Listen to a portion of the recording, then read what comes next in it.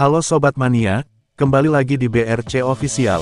Ada kabar menarik nih mengenai PSM Makassar, menatap laga krusial kontra Persita Tangerang, pada pekan ke-34, Liga 1 Indonesia 2024/2025. Dengan satu target menang, dan amankan peluang tampil di level Asia.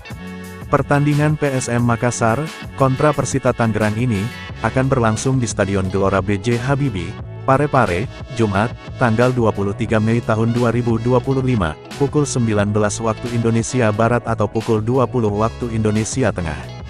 Saat ini, PSM Makassar berada di posisi ke-6 klasemen, dengan raihan 50 poin. Kemenangan atas Persita, akan memangkas jarak dengan Borneo FC, di posisi kelima, yang memiliki 53 poin. 5 besar, adalah ambang batas, untuk mendapat jatah kompetisi Asia musim depan. Pelatih PSM Makassar, Bernardo Tavares, menyampaikan tekad timnya dengan penuh optimisme. Kami harus terus menjaga konsistensi, terutama di fase akhir kompetisi seperti sekarang. Target kami jelas, 3 poin, ujarnya dalam konferensi pers, Rabu tanggal 21 Mei tahun 2025. Momentum positif, sedang berpihak pada Juku Eja, julukan PSM Makassar, yang datang dengan 2 kemenangan beruntun, melawan Barito Putra dan Malut United. Selain itu, PSM juga akan kembali diperkuat gelandang andalan mereka, M. Arfan, yang comeback, usai absen panjang karena cedera ACL. Arfan telah mengikuti sesi latihan penuh, di Stadion Kalegowa, dan tampak siap memperkuat lini tengah. Saya bersyukur bisa kembali ke tim. Ini momen yang saya tunggu-tunggu, kata Arfan.